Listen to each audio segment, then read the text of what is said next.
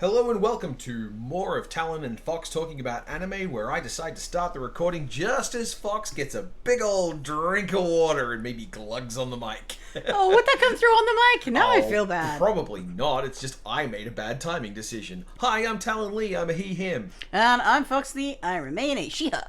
And we're talking about the spring anime that they broadcast in autumn for some reason.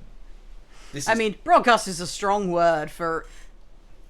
yes, we watched this on legal streaming services upon release. 2024 was a year of anime, and it had downs and it had others. And this is where we start talking about some of the others. First up, we have Train to the End of the World. Shumatsu train doku e iku. Yeah. Cool. Or, where does the Doomsday Train go? I like how you delivered that as if you were correcting me. I'm providing context. I've talked about this before. I don't like when they give it an English name that isn't at least a reasonable translation of the Japanese. Like, this is a different title, which is not inappropriate. I just don't think it's as good.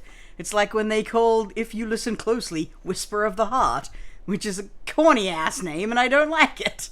And we will talk another time about what reasonable means, and how specific and objective that can be. Or, shut up. Anyway, this is an anime that is most notable in my memory for having an opening that has a lull and a pause in the middle of it, so I go, oh, the opening's over. Oh, they're doing another opening. That's got talent every time. Yep. And then he listened to the song by itself on YouTube a bunch of times, and it kept getting him. Because it's also quite a fun song. This is an anime about a group of non-specific middle schoolers, high schoolers. I don't know what you Americans what even call them. is middle school. Teenagers who are living in the aftermath of a post-apocalyptic Japanese world where someone turned on the ultimate highest level of XG phone and in the process screwed with the world. I kind of hate the premise of it. Like, I hate the idea of, like, XG is just, like, magic, because there's already a bunch of real-world shitheads who think that... Yeah, I don't like that it plays into the kids... Like, it's obviously not endorsing it, but it is playing with it for the sake of comedy, and I wouldn't even go there. I'd just be like, nope, not gonna do that. I will pick another reason for the apocalypse of wackiness to happen. Yeah, and, like, fundamentally, you make stories out of what makes sense to you. And this thing thinks that it's a lighthearted joke to joke around, ooh, 7G is even more powerful and it can do something wacky, like turn the world into surreal weirdness. And, like, I get it, you want to make a fairly mid-anime with some really nice animation of a train. So, your actual premise isn't something you're thinking very hard about. But because you're not thinking very hard about it, you happen to have chosen something that a lot of people who completely suck think, it's pretty much like this. That's kind of exactly it, though. Like, because it's a stupid, wacky thing, they could have picked anything as the instigating incident. Yep. It has literally nothing to do with mobile phones or any of this technology or anything. So there was no reason to do that unless you just thought it was funny or... Yeah. You're a conspiracy shitweed. And I don't think they're a conspiracy shitweed. No, I think they just thought it was funny. I just think this is mid-anime for dipshits. I have to say I did really enjoy the ending. But a lot of the time, this series made me uneasy. Yeah. There's just a few too many moments where it's like, hang on. Are you sexualizing the 12-year-old? How... I sense we're pulling up to the drive-thru of somebody's fetish. Yeah. And I don't know if we're going to make an order yet, but I would rather not be in this driveway nonetheless. Yeah. Yeah, pretty much. It's look, the driving urge of this particular type of anime is a combination of comfy, cool, chill, hang out with your friends while a wacky adventure happens, and also being funny. And I don't want to hang out with these children. They appear to be neurotic messes. And I didn't find it funny. Oh, I kind of liked them all for being neurotic. Like, I found the ways in which they were fucked up appealing. Not dramatically fucked up like a lot of anime girls are, but fucked up in just cute, relatable, that's very teenage of you ways. Well, there's one of them whose problem is that she's too awesome, and they all manage to talk her into not being awesome anymore, which is... I'm just never here for that. Yeah, pretty much. But, I have to say, it did nail the ending in a way that was better than a lot of shows I liked more this season. So I'm glad we did watch it through to the end instead of bailing in some of the skeevier parts. Rare anime in which one of the main characters eats one of the villains who has also eaten another character. It does also look hella good. Yeah. Like, very nicely made. Anime remains very weird about what dogs look like, though. It also has that queerness of, I don't want to bother writing men and women interacting positively. Yeah, it's really gay if you know what gay is, and otherwise it's completely not gay. But like it's not like no one here is actually having a meaningful relationship or an emotional outpouring that is to another girl understanding of queerness in the world around them. It's no. Why would I talk to boys? Boys are here to be oppositional threats and to tie us to things. Boys are not people who have their own inner lives that we care about and respect.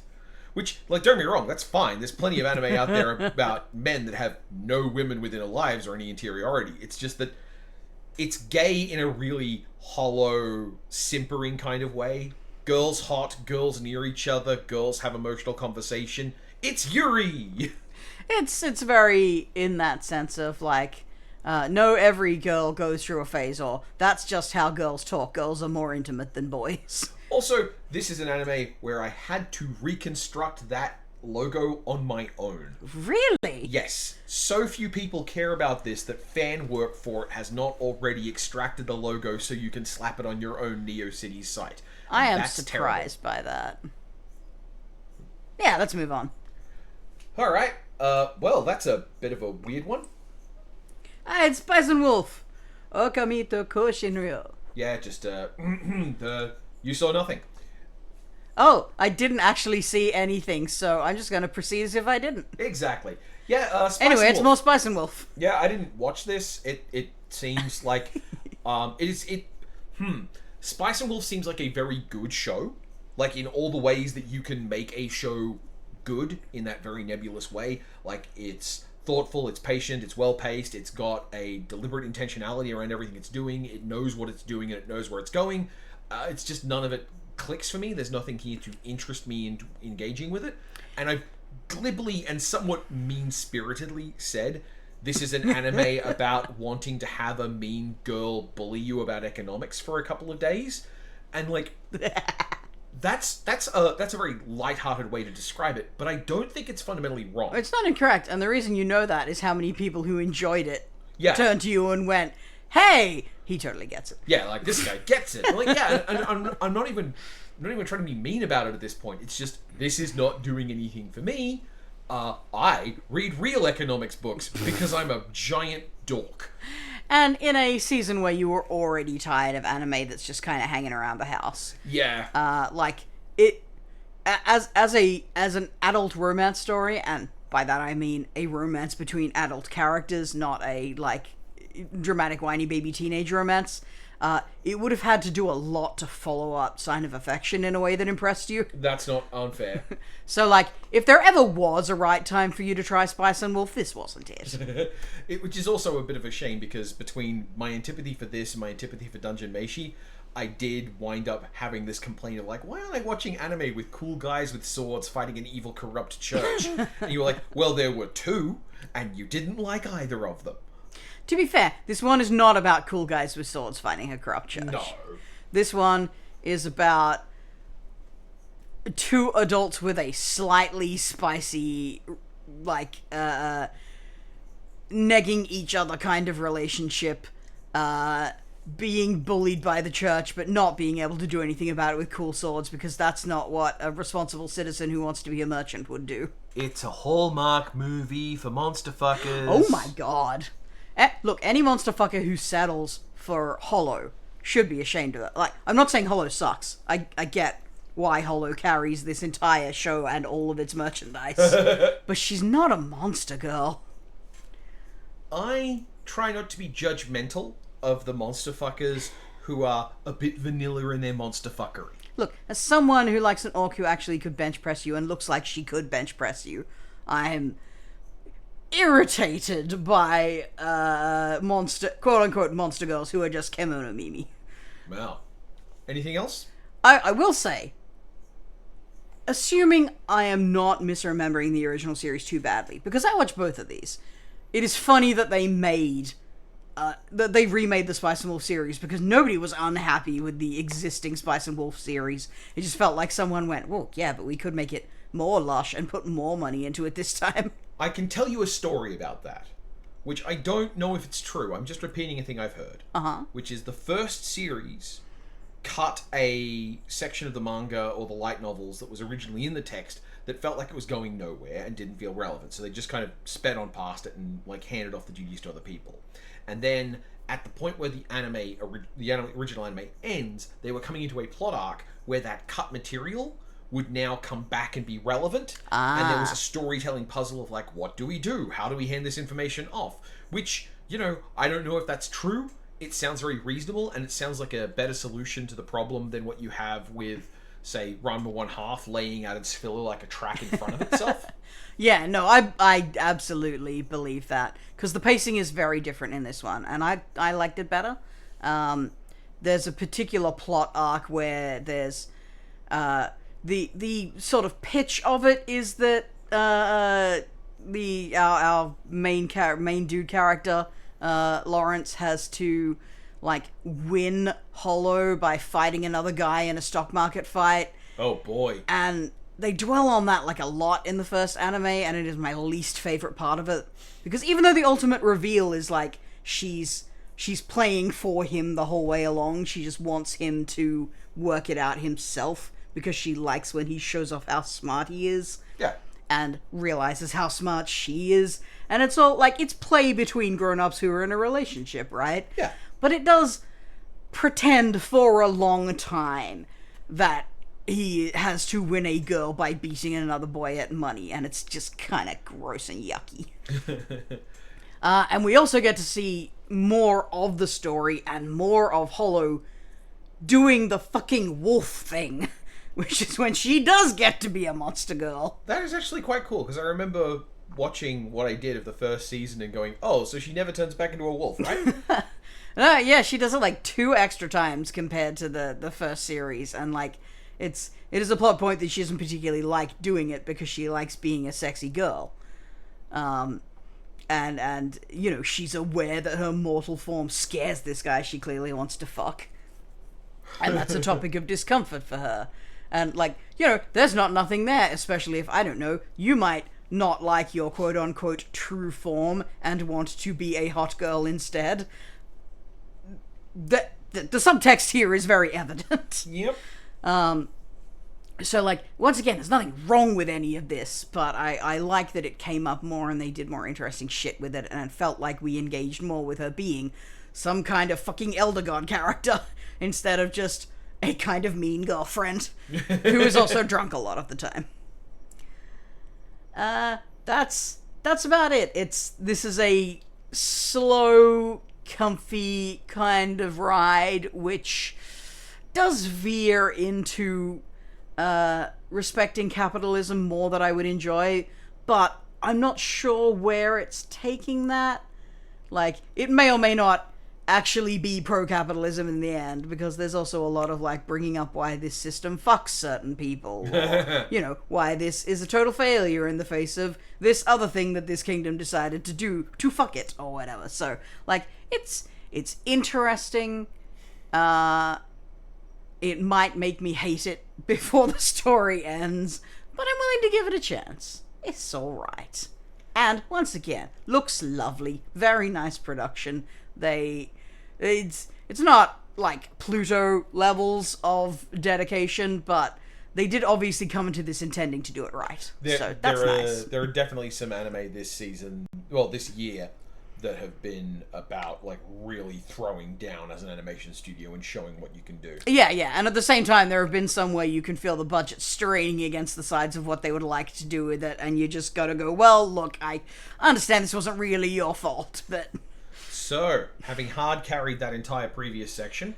Yeah, sorry, you can talk for a bit now if you like. Oh no, it's me again! The girls are camping! The girls are camping! This is Eurocamp. It's season 3 of Eurocamp. If you like season 1 or 2 of Eurocamp, great news! This is exactly more of Eurocamp. Uh-huh. let's see, where are the interesting places we go with this one? We have a new girl who sort of joins the cast, but not like the big group cast. She's kind of off with just our two girlfriend characters because she's a friend of Nadeshko's from further back, so they bring her in. Nadeshko. And they go on separate... Oh, this is the one where Nadeshko realizes she's a train nerd. She falls in love with a little old vintage train and is like, oh no, I'm becoming a train girl. And she wants to go to the train museum and stuff. It's very cute. Aww. We also get into bikes a little bit. One of our characters receives her first bike and starts learning some hard lessons about why you don't just go on a 4-hour bike ride for your first trip. And when I say hard lessons, I mean hard lessons in terms of Eurocamp, which is to say she's very tired when she accidentally runs into her friend and spends the night at a hot spring kind of thing. Sick. And then her dad comes and picks her up because everyone's nice. Aw. Well, that's very sweet. Yeah, you're up. Spoilers, I guess. Oh no, I've broken the tension of a Eurocamp plot. You thought something terrible was going to happen, but no, everyone had fun. And it was nice. And it was nice. Yeah, I mean, you already know if you want to watch this or not. Have fun. If you have never tried Eurocamp, speaking as someone who's not really into this whole category of things, it is a really good example of what it is. The characters are very charming, and if you like the kinds of technical objects they're talking about, camping equipment, cooking equipment, bikes, trains, transport, all that stuff, you're going to get some really nicely animated material in this. If you love learning about regional delicacies that are modeled as a metaphor for the tourist attractions of the town, like a curry that has the concept of a dam built into it. Yeah. Like, this anime finds the cutest things to talk about and just go like, isn't this fun? And it is fun. So there's a whole category of TV that we grew up with, which is effectively some mid-level celebrity gets paid a decent amount of money to go around and do their hobby somewhere public. Like, we're going to follow this guy as he fishes, or we're going to follow this lady as she explores the shopping opportunities in this district, or, you know, we're going to do a whole bunch of travel and lifestyle programs. This is one of those. It's about cute girls doing things in a very approachable way, which I think also kind of like demystifies and removes some of the fear of those things. Like, if you are the kind of person who thinks, I'd like to try camping, but ooh, what if something goes wrong? This is a show which presents the scenarios, which is teenagers can do this, and it's not wild or unreasonable. There are ways for a child to be out on their own at night in a tent and safe. Certainly if they live somewhere nice. Yes. Which would be the big caveat. I wouldn't suggest that, for example, if you live in the United States, you would take this as good travel advice or anything. Oh, sure. I don't know how their park networks are, but I understand they've got them. Anyway. I understand their infrastructure to be better than ours, let's say that. Japan's infrastructure yes, to be better than ours. Absolutely. Yeah. You good? Yeah. So, fart noises. Windbreaker is a anime about a obvious shonen protagonist showing up to what he thinks is the setup of an obvious shonen narrative and proceeding to run face first into the wall of actually dealing with an anarchist co-op. I mean, that's a better pitch than I expected. There is some obvious absolute nonsense in this show. We are talking about a story where a delinquent high school has students showing up to school and doing their, and being part of this community policing program that they're doing, but also, you're all also high schoolers. You do need to go to school to learn things, and none of you are going to learn those things, and what does this mean for the future? We don't know. But, it also has the problem of, remember how we were mentioning a little earlier on about something about, this gender has no interiority? Windbreaker is not a story with a ton of women in it, and the women who are in it definitely slot into the webcomic category of, aren't you someone's mum? That's unfortunate. Which is a huge bummer. But a lot of the stuff in Windbreaker is quite cool. The action is well directed, the story works out reasonably well, and if you happen to like watching hot boys beat each other bloody and then have emotional breakdowns into one another and become friends forever after it, it's got a lot of that. But That's how I play D&D. one final note is I haven't watched it. Oh? I saw the trailer and thought, this looks like it could be good, but it looks like it could also be pants. Like, the trailer very much leans on the joke of this protagonist guy effectively being, like, tsundere for attention. Like, you know, well, it's not like I wanted to rescue you or nothing. You shouldn't be putting yourself in so many dangerous situations. Huff, huff, huff. I'm gonna go away now. Like, that's kind of a fun hook. So I thought, oh, is it like a comedy manga? And then I read it. And then the sun came up and I put it down. And, like, oh, okay, so this is, like, a really different kind of story than what it's openly pitching. And the result is it looks like a very basic thing. And it's a much more complex thing. But the more complex thing it is presented in a very helpfully basic way. This is a story about boys wailing on one another as ways to express who they are. It even has So it's a shonen. But it also has like this actual conversation about things like political models and my vision of communication theory. Oh, like, yeah. One of the things they talk about is a punch is a way to communicate. You are trying to tell people who you are by the way you fight them. You are not just flailing around, and if you are, then that's you telling them, I'm helpless. I don't know what I'm doing. God, it's really how I play D&D. Yeah. Windbreaker's other big problem, and the reason why I haven't watched it yet, is the manga, at this point of me recording this, is kind of looking like it might be wrapping up, or it might be having just like one of the longest epilogues to a single world-changing fight. And then you have the short anime of a long-haul manga, and I'm always leery of those. I'd rather wait and see if it's done before I dive in. Otherwise, I'll be in the situation with Oshi no Ko, where it's like, oh, there's a whole extra season. Did they finish the plot yet? No? Oh, whatever. So yes, and all of this is done without mentioning the fact that its name is Windbreaker. Look, things get names. I can forgive those. So you would say this is on your, don't trust it, not to break your heart list at the moment, but you will check it out eventually? The anime itself, it can't possibly break my heart because I know the story it's covering, and unless it wildly veers off that in a way that would make it impossible for it to continue making more of it, no, it's gonna roll. It's gonna be great. Okay. So it's not that you're avoiding it because it's unfinished. Yeah, I'm just not bothering until I know that it's gonna wrap. Okay. Like, if they say, that's it, you get one season of Windbreaker, and at the very end there's a little ad saying, read the manga, everyone. Cool, I'm happy with that. Those tend to be good. But in this case, I don't know if they're going to be like, and now, season 7 of Windbreaker, as we turn the next part of the manga into an anime. It's like, well, I don't like committing to, like, 100-episode anime. Especially because sometimes I will start on that and I will wind up getting absolutely scorched by what a bad idea it was. My Hero Academia, for example. I don't think you ever really gave that your trust to begin with. No. I was like, I sense you're not agreeing with me on superhero stuff. Let's find out. I think I started complaining in episode 3. Anyway, so that was fart noises. And now... Sorry. Windbreaker. Yeah, thanks. And now... other fart noises. Hey, come on, that's not fair. What is this, Fox? This is Yatagarasu, which has the English subtitle, The Raven Does Not Choose Its Master, which appears to not be part of the Japanese title. It sure as shit looks like there's some other text here. I don't know. Yeah. Fuck me, I guess. This is, I have very little to contribute here. I watched a couple of episodes and tuned out of it.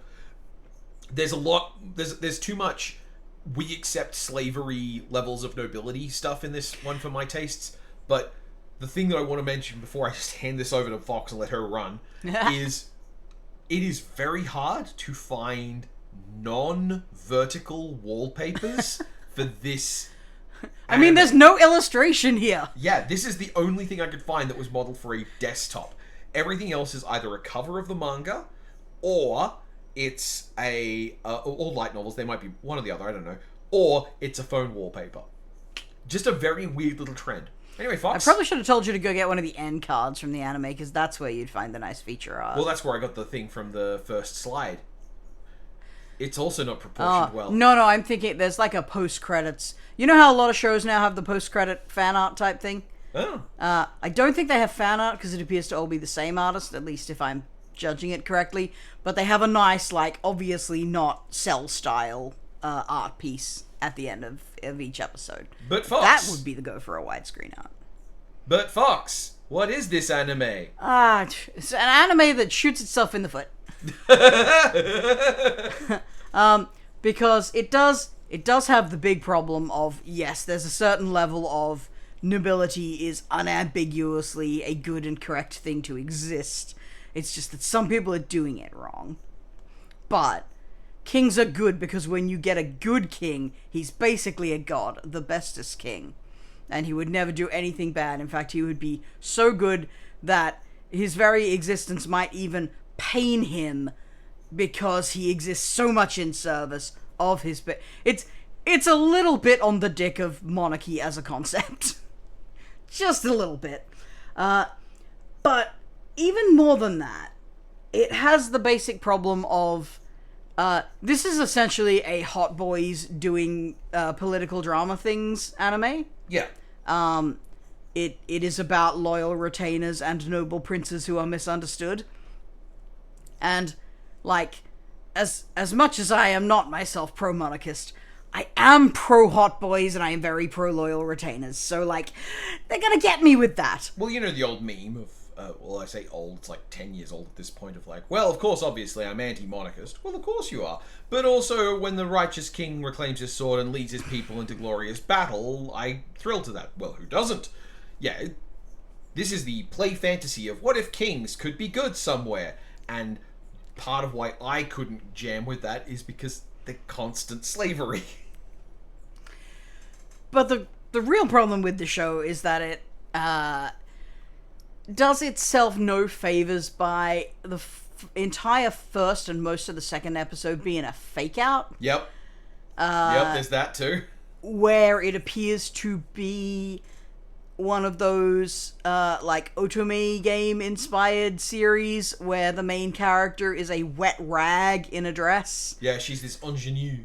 Yes, charitably could be called an eye-level character or an audience surrogate, but if this character could be your surrogate, I deeply pity and fear for you. Wow. Because she is not a person. And, like, holy fucking shit, is it slow to reveal that it is, in fact, about a completely different character. And this girl will show up, you know, a couple of times. We flip-flop a little bit between boy side and girl side story. Yep. And, boy side is more samurai drama, and girl side is more, you know, concubine palace intrigue. Which is, I mean, it's fairly intriguing, I guess. I don't know. Girls are definitely horrible to other girls. That is a central tenet in these shows, and that is deeply true. But yeah, it kind of fakes you out about what it's truly going to be about, and the first arc is very kind of dry and political, and the second arc is like monster of the week hunting and mystery solving, which is way more interesting and a lot more fun to be around. But it's like a full core worth of the political intrigue side of things, and it can be pretty rough to stick it out through.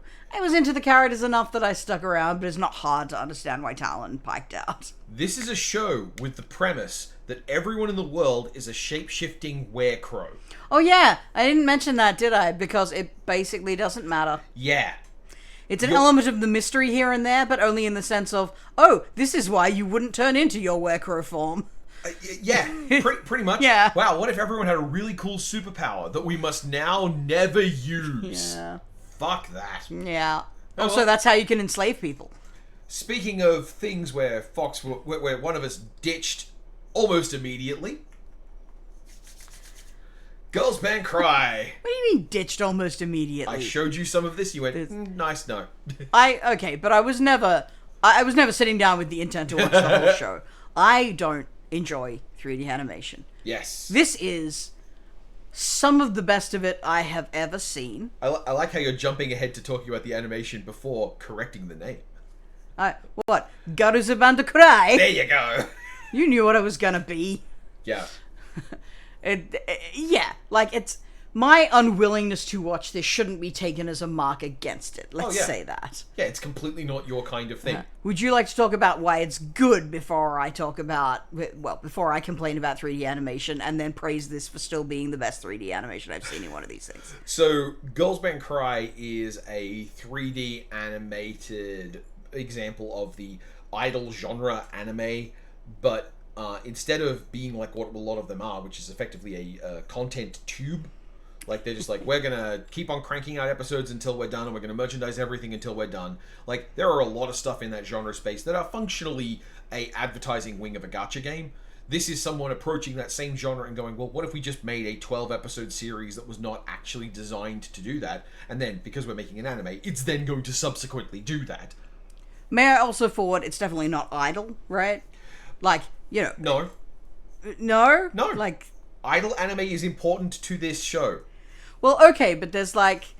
You know, this is more in the same genre as, like, Bocchi the Rock stuff, where it's... Like, it's definitely not girls being an idol group. We're not doing the idol,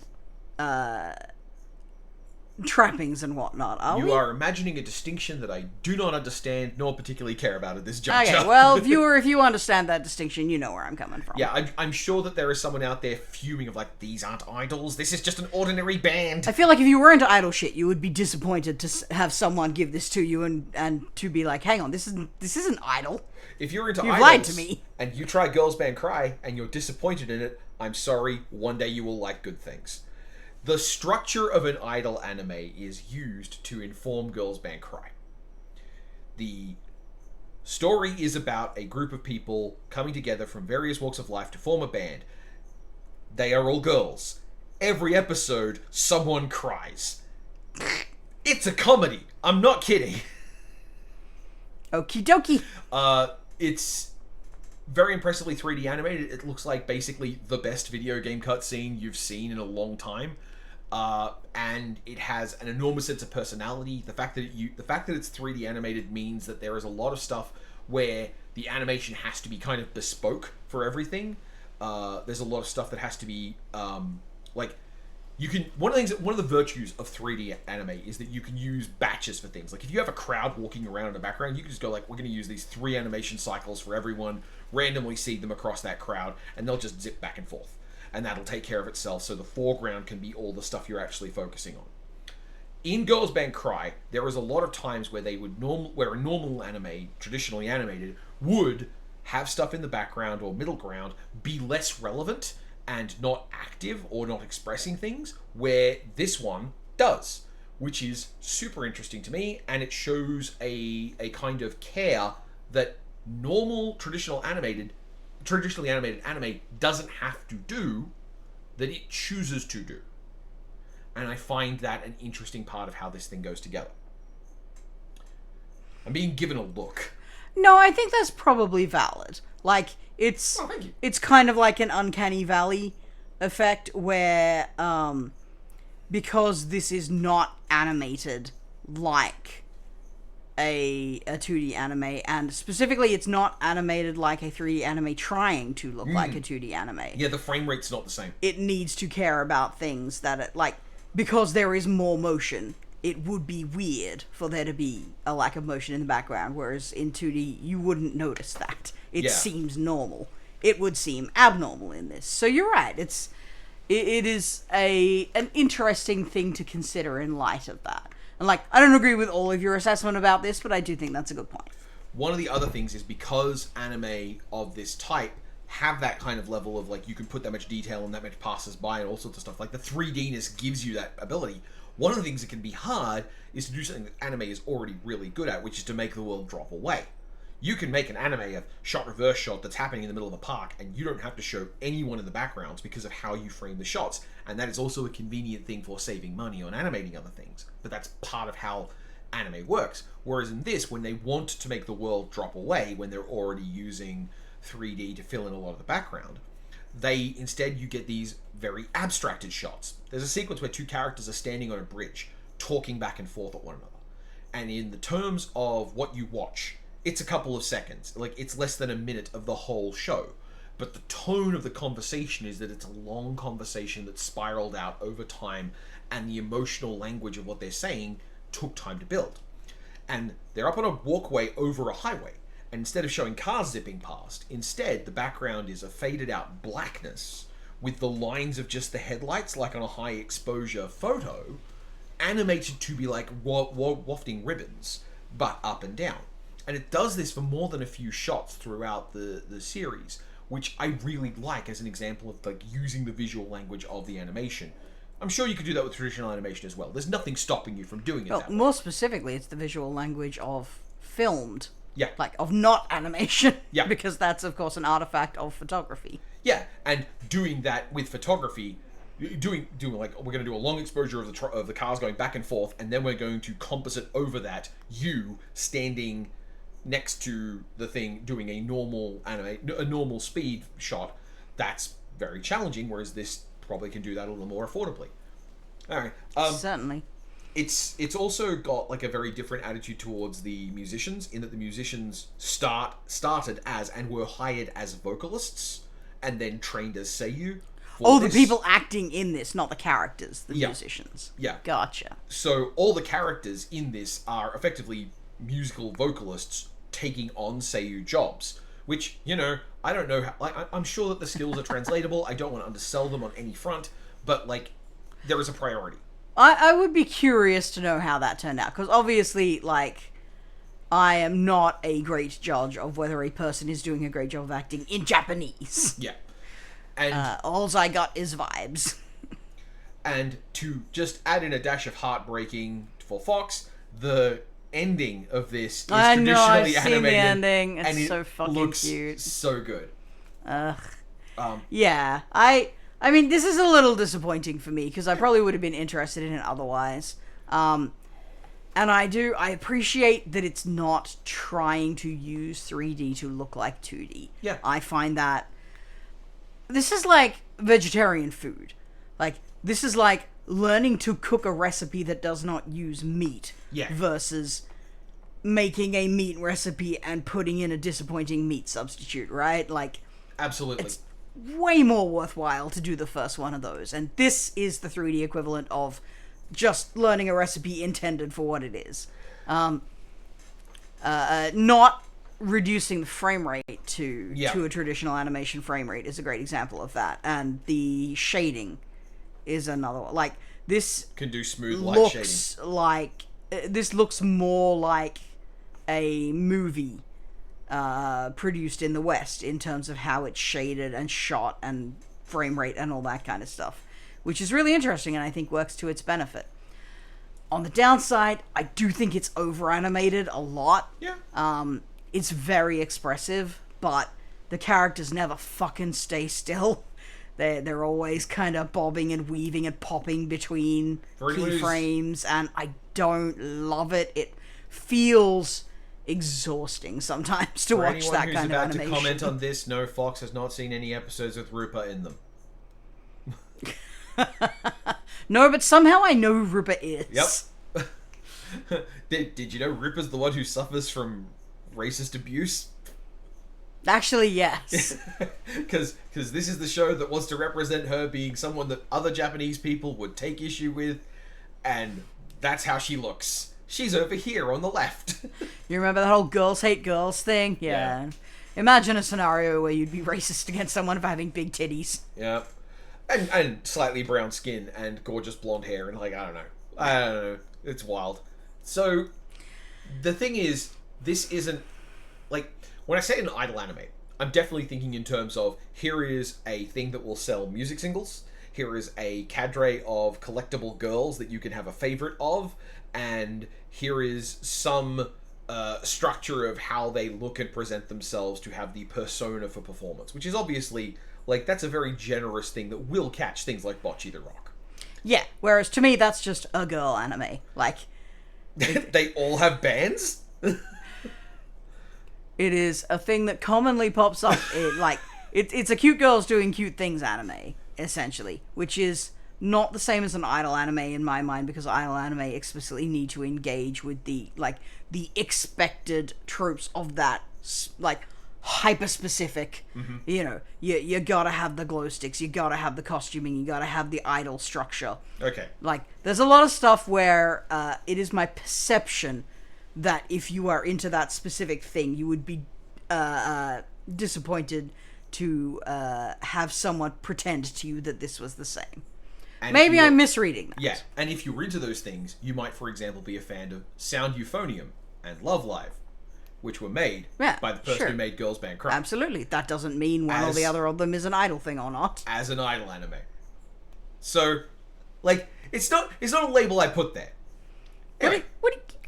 Had the creator go, yes, this is an idol anime, I called it that, what? Yeah, they said, please show up for my next idol anime I'm making with Toei Animation. Okay, well, I don't know why you didn't just say that at first, then. Because it didn't seem like it was that important at the time. Anyway, shall we move on?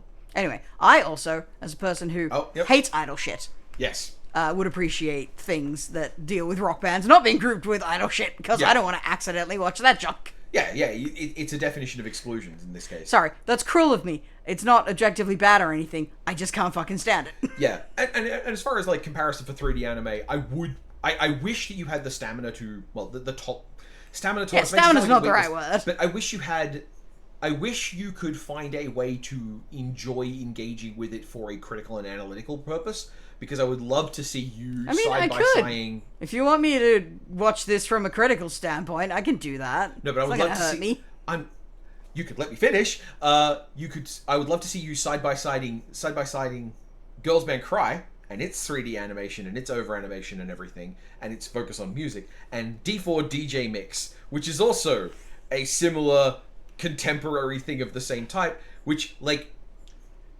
I want to see you taking notes on these two different animation styles and all the red pen marks. Much harder time getting me to watch the second one, because I also hate the music. Oh yeah. We'll watch it with the mute on.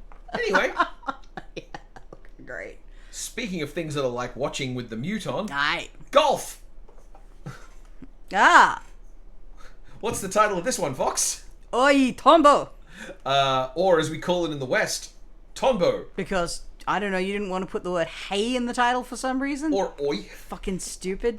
That one just shits me, because it reduces it to something that has less character and less information. It's just a name. Well, yeah, it is an anime about Tonbo, who is the main character of the anime Tonbo. Brr. We watched most of an episode. I watched a couple. You did?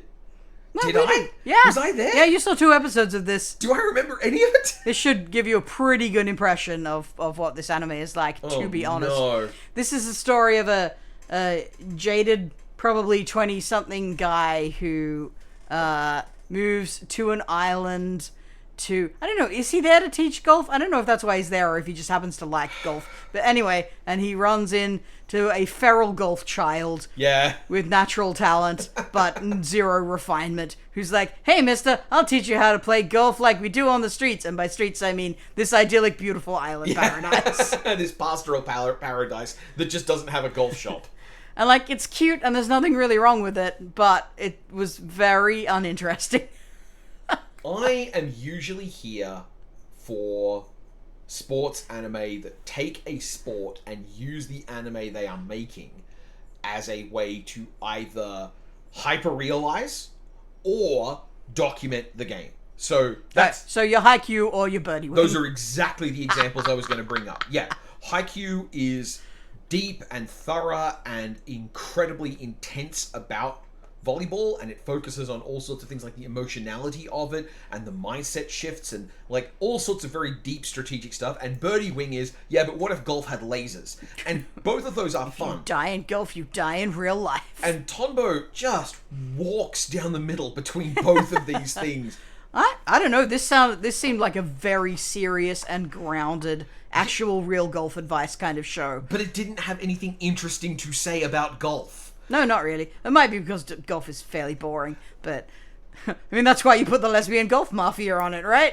Or maybe if you like golf and you think golf is interesting, there's something in you that can explain why people should care about golf. Which, to be fair, it might do if you stick it out past the first couple of episodes, but it's a slow starter. That episode's job is to make me watch the third episode. And our main character is just boring as hell. Yep. Well, sorry, no. Our focal character, Tombo, is cool and fine and is like exactly a unit of anime tomboy. Yeah, and will also, no doubt, have to learn a valuable lesson and be less awesome in the future. Probably. They do like to teach that lesson to quote-unquote tomboys. Yeah, to girls in specific. But the point of view character, who I will assume is the protagonist, is... I can literally remember nothing about him. He's not a young guy, but he's not an old guy. Yep. I have zero concept of what he looks like. I do not remember his name. I don't remember anything about him except that he has some kind of secret golf trauma that is not disclosed to us yet. And his failing passion for golf will no doubt be rekindled by feral golf child. But this thing's like already 2 seasons long, and I couldn't imagine spending that long with it. Yeah, it has not done a good job of convincing me to care. If it sounds like you might enjoy it, you probably would. I can't imagine how we could have convinced you of that. No, that's we true. could? Yeah, moving Alright, on. Moving on to... Oh, no. Oh, no. Japan just fucking loves the elderly. This was... Yeah. Or rather, Japanese businesses, which approve the production of anime, really love the elderly. This is Grandma and Grandpa turn young again? Or Ji-san, Ba-san, Wakagaeru? Or everyone wants to fuck my grandparents. I mean, they're hot. You can't really blame people. Yeah, in the most generic way possible. The most interesting thing about him is that you'd know that he'd have sweets. They're exactly one unit of attractive anime character. Yeah. I wish that we had happened into this later in the list, because I want to reference something speaking about this. So when we come upon Tonari no Yokai-san later, understand what I'm saying about this anime when I say that one made me ugly cry so much that I needed to, like, come down from that. And when I needed to do that, I put on this because I was like, I need something that I can't have any feelings about, right? I just need something that's totally empty. I watched 2 episodes of this and never wanted to go back to it. It's hilariously cheap. It's not offensive. No. It's not vile. It's not promoting something that I think of as disgusting. It's just fantastically boring, and the idea of wanting to watch it strikes me as a thought that requires you to have just alien priorities to me. If it's funny to you to have like young hot bodies and old senior people thoughts in the, like, if that juxtaposition is funny to you, you'll probably enjoy the jokes in this, because there are 2 jokes. That's the first one, and the other one is, what if you wanted to fuck your grandpa? Mm-hmm. Not really, unless... And by the way, there's no jokes about wanting to fuck grandma, because everyone's like, well, obviously grandma's hot. Oh, no, that does come up. But it does come up. Don't worry about it. It does come up, but it's not like used as the great big punchline of like, oh my god, imagine grandpa being hot. There's no sequence where they have to tell a girl, don't crush on your grandfather. Oh, you haven't seen the scene where the granddaughter also hits on grandma. Yeah. So everyone thinks these 2 are hot, and they're not wrong, but they're not that right. No, and they're not that... Yeah. These 2 aren't that slamming hot. Yeah. Well, but they're also, oh, they're so nice. Why are they so nice? Why do they have such a more grounded understanding than a lot of people around here? It's interesting. They're wise beyond their years while still being so hot. So, like, it is a little bit on the dick of seniors in general. To reuse my earlier phrasing, but in like a generally harmless way. And if you think that's cute and funny, it'll be cute and funny for the entire season and do nothing else. Have fun. Jellyfish can't swim in the night. Oh, hell yeah. What is this in Japanese? Yoru no kurage wa oyogenai. Mm-hmm. There you go. And it translates to? Jellyfish can't swim in the night? Yep. Yeah. So, I have a long form article going up about this later in the year. I liked this one enough that I wanted to dig into it solo, so I'm not just going to reiterate on those thoughts. But I like this a lot. In a season that also featured Girls Band Cry, it's kind of funny that I have these 2, like, really quite good shows that are real world, low ethic value, music industry focus, shows about girls and not girls in a band, and it's all emotional and everyone has an ugly cry at some point. I would not put them in competition. I do think Jellyfish Can't Swim in the Night has a slightly weaker ending, but I also think that Jellyfish Can't Swim in the Night does a lot with getting you engaged and a lot with the things inside its text and the ways people relate to the idol culture it's part of, even if you wouldn't call it an idol series. I was gonna say, I would call this an idol series, but it's really interesting because it's effectively an indie idol series. Like, this is about trying to create something that is effectively an idol group, but as for independent artists, rather than as for high schoolers screened by a corporate entity who determined you had the right combination of personality traits. You've got to go to the big music competition to get to be an idol, at which point the thing the other anime never really talk about is the way that they're just shaved into a box. And there's a lot to love here. Yeah. This is very beautiful. Not just really nicely produced, but also really distinctive in its appearance. We have like a soft lining style and some interesting shading and like watercolor kind of color grading in a lot of places. It's very, very pretty. It is also actually queer. Yes. Not just plausibly deniably queer. Bro, is it straight to kiss the girl you just met multiple times? I don't know. Bro, is it cis to depict yourself as a guy and retreat from public life because you're uncomfortable with people perceiving you as growing into a conventionally female hormone-based body? Yeah. It is a queer anime in... Like, let's set aside the fact that these characters are modern-day characters who explicitly do have queer identities. Even if that wasn't the case, this is an anime repeatedly hammering on the theme of how do you create the person you want to be. Everyone in this anime is struggling with that, and part of why it's such a weak ending for me is because there's a point where someone should be going, oh, hey, yeah, I did all that struggling about my identity, and now I'm going to hit you with a brick. Yeah, let's just put in a spoiler warning and openly talk about it. We loved this show, but we were very angry that the moral ending of the story was apparently, and your mum was okay all along, yeah, and wasn't making horrible decisions for her own benefit, and you should, like, accept her and forgive her, and... Yeah. The one big miss of this show, which otherwise features things like a trans woman and a trans boy and realistic depictions of overcoming bullying and ageism in the idol industry and all of this stuff, it does seem to decide to both sides parental abuse. And like corporate managership, like you have this incredible story of deciding to bring independent artistic integrity to an industry which is dominated by corporate construction. And the correct path to success is to make friends with the corporate, the very people in the corporate structure who previously abused the members who now make up your group. It's fucking wild to me that that's where they chose to go with it. Really sad. The problem is that when going into the corporate structure, you didn't already have your own group of friends who you could then feed to the corporate structure.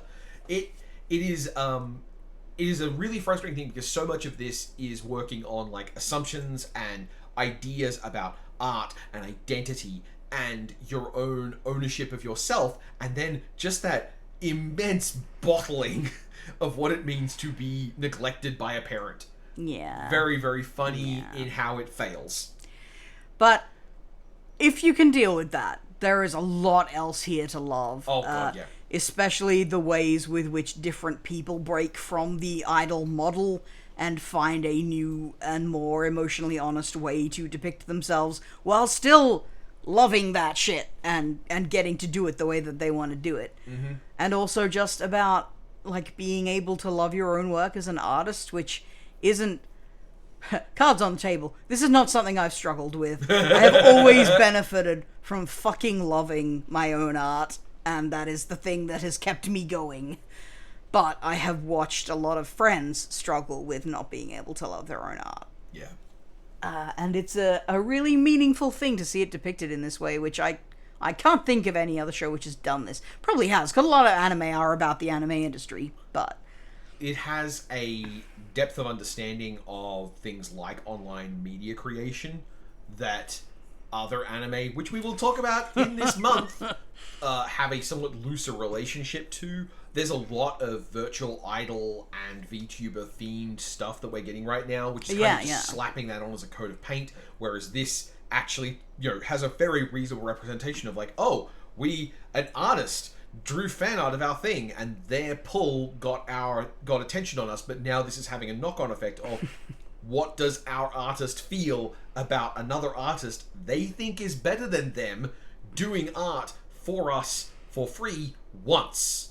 Like, what does that do to the production? What does that do to you as a person part of a content train? It's a very deep grab at what it's talking about. And that's one of the reasons why, like, I don't feel any doubt that this is a show about two girls who kiss each other. Like, you can't tell me that was accidental. You can't tell me, like, they... Bro, is it gay to get your motorbike license entirely because you want to feel your girlfriend clinging to you as you ride through to the beach and then fall down on each other joyfully? Yeah, it's...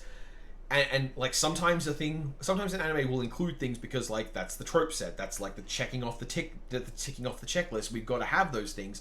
And then when they return to it well, when they show that they understand things on a deeper level, that's when you can be like, oh, they were trying to do something here. And that's why the fact that Jellyfish understands YouTube creation and queer girls the way it seems to makes me think of like, oh yeah, this is just about queer women. As opposed to what a lot of anime are, which is like, well, if you put the girls holding hands occasionally, that gets a pop from this segment. We already didn't want to put boys in this, so, they look kind of gay by default, and that'll do it for a lot of people. This also has an extremely hot boy in it, but you'll find out later. I see what you did there. Are we all good on this one? Yes. Alright, because at this point, we're going to start the Fox Carry section. Alright. Oh, I'll try not to spend too long on this. Yeah, let's not. This is on here. This is Vampire Dormitory, first off. Yep. Vampire Dormitory. Yep. I mean, it's the same fucking thing. I know it as sucks.ping. I agree. That's not fair. I haven't seen it, but I hated it so much based on the piss. On the piss. Yeah, you know what? On the piss. I hate this thing's piss. I heard the pitch for this show and I got so angry that it is here purely so I can paste it up here and go, fuck you for being shit on. Yeah. This, I think the part where it crossed the dog shit line is where the main character... Hey, Fox. Yep. Quickly pitch this so people know what you're talking about. Sorry. Fuck. This is another entry in the richly mined female romance genre of what if a guy was abusive but you wanted to fuck him anyway. It's also but this one a host anime. is different, quote unquote, because the girl is pretending to be a boy, so you might believe that it's gay for about 5 seconds if you haven't ever seen character designs before, and you don't immediately go, well, that's somebody has drawn a girl who's pretending to be a... That's very obvious. No one is fucking falling for that. I remember commenting when we were watching this trailer being pitched that Shikimori's not just a cutie seems gayer than this does. It just makes me really fucking angry that it's the same old shit of like, what if you were helpless and useless and could do nothing for yourself, but there was a strong guy who was also a total cunt. And then you wanted to fuck. So vampire fiction. Just vampire. Pretty much, yeah. There's a reason I don't read vampire fiction unless it's actually gay, because at least that's kind of interesting. Alright, you're good? Ready? Yeah, I don't need to grace this with any more time. Because you gotta vent all the piss and vinegar, because now... Move that shit along. Oh, this rules. Yeah. This is Tonari no Yokai-san, the show that made me ugly cry so hard I needed to stop feeling for a bit. It's... okay, basic pitch is like, this is, the logical conclusion of every Ghibli movie you've seen, where there's like, just layers upon layers of cool Japanese folklore and yoke. I mean, I want to say demons for the sake of translating this, but it's not. Like, if you're familiar at all with Japanese folklore, you know this isn't really demons, it's not really ghosts, it's not really... It's just spirits. It's all kinds of spirits. It's kind of nice spirits, it's nasty spirits, it's everything in between. Most of them happen because somebody was too sad or made a fuss at the wrong time because they were a girl. But ultimately, it's all this weird shit that comes to life or gets a second life or... earns a spirit or becomes corrupted by something, by strong emotions or any of these kinds of things, which all roll up into a big ball of yokai.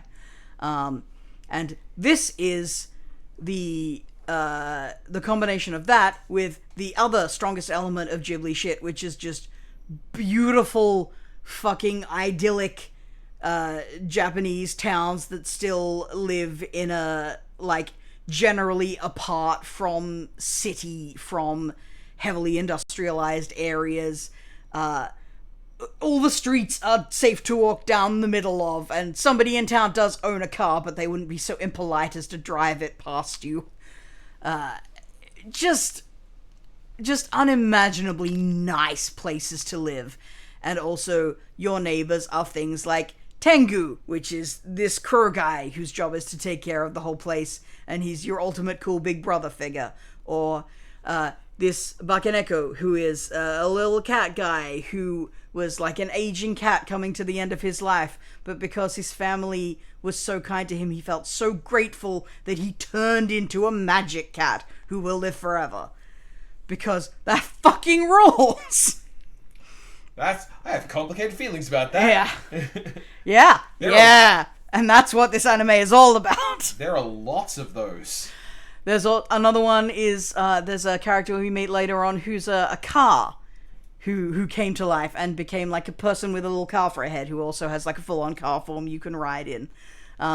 Who came to life because he was the expression of the freedom of the married couple deeply in love who got him as their first car, and he was their representation of freedom and the ability to go everywhere and just be in love and do whatever they wanted in life. And when the wife was passing away, she was like, you've been there with us all along, please take care of him when I die.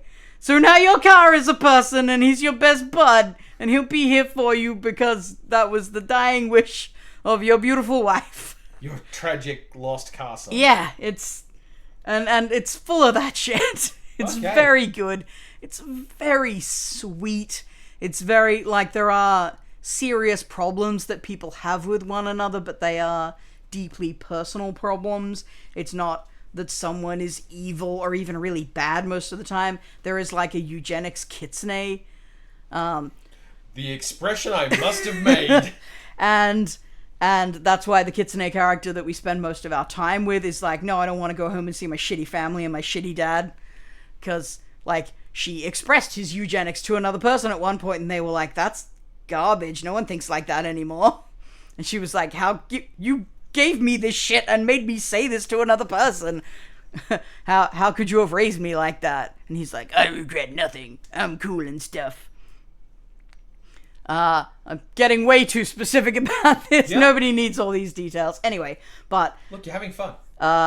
It's good because in that specific plot, we deal with the importance of staying connected to the parts of your family you do love in a way that doesn't require you to forgive the parts of your family you're not obligated to love. Oh, that's cool.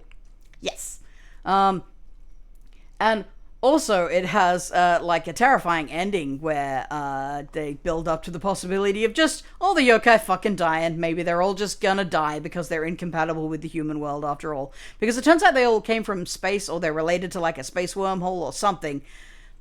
Or maybe they don't. Maybe that's the other sort of demonic things that aren't yokai. They turn out to be something else.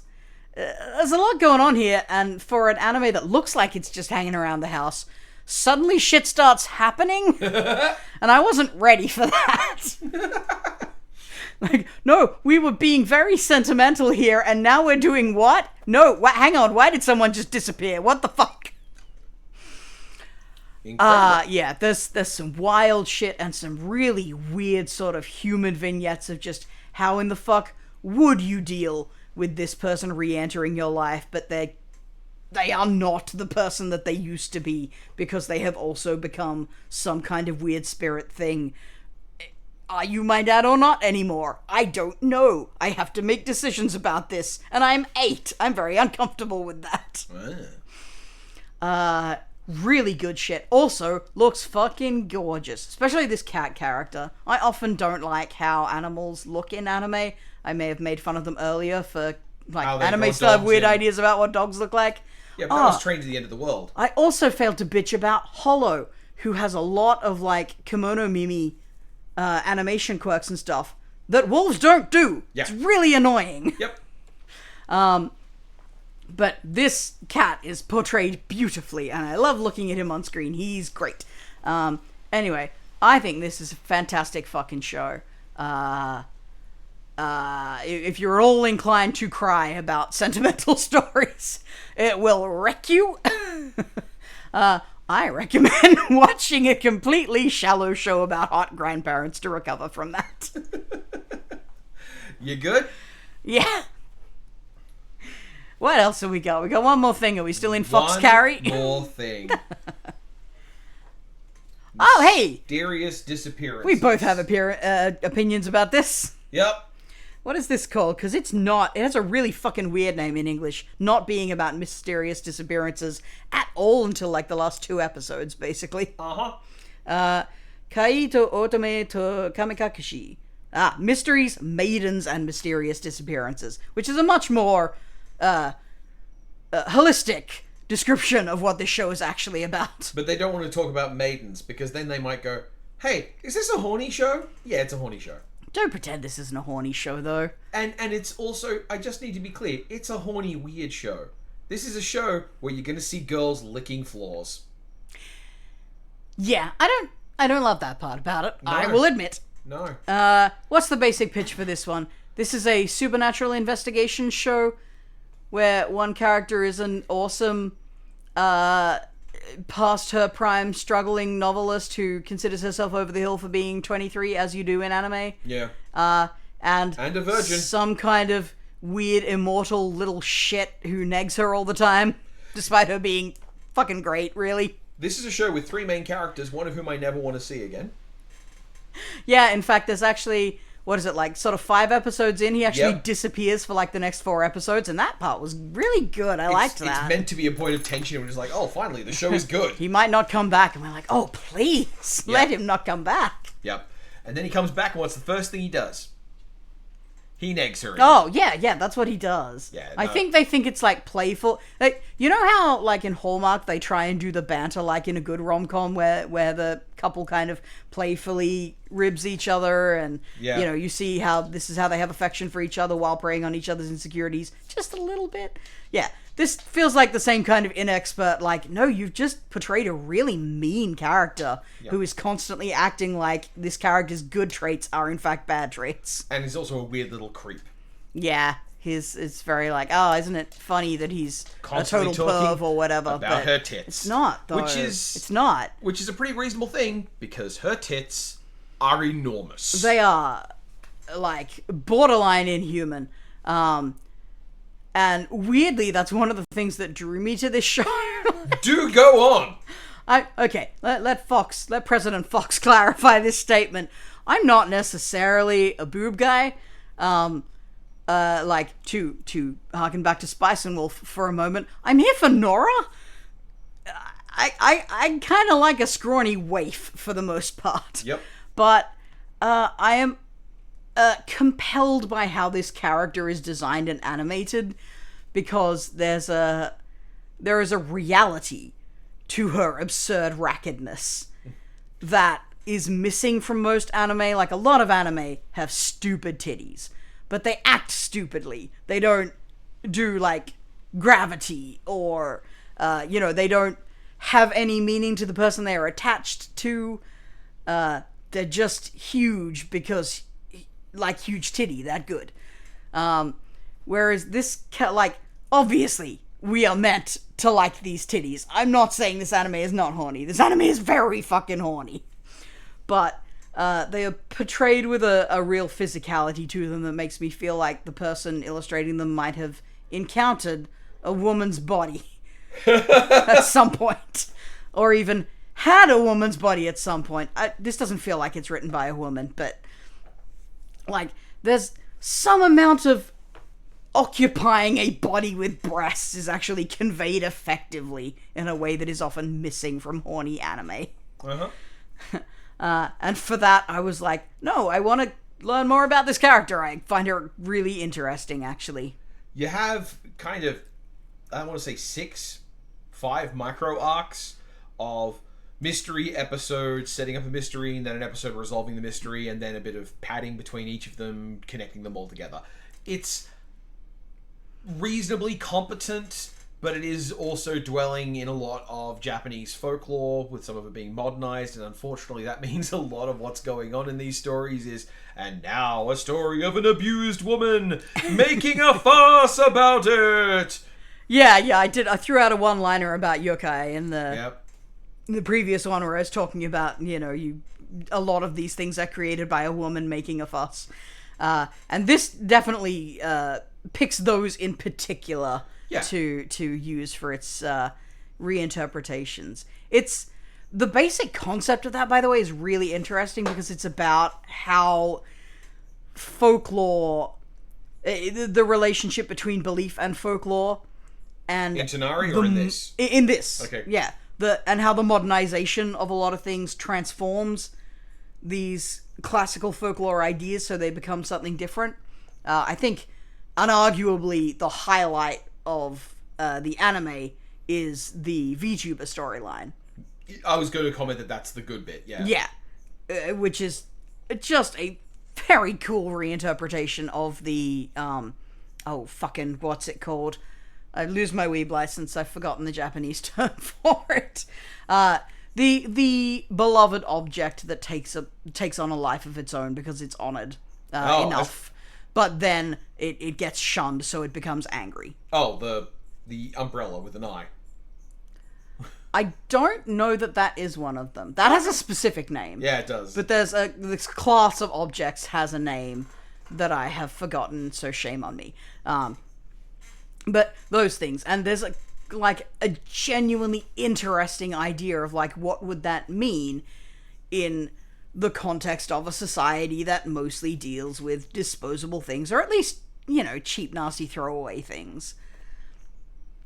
And, what object would be loved in that way that could be so easily discarded. And it's a very cool story with a really cool resolution. I enjoyed it heaps. Yep.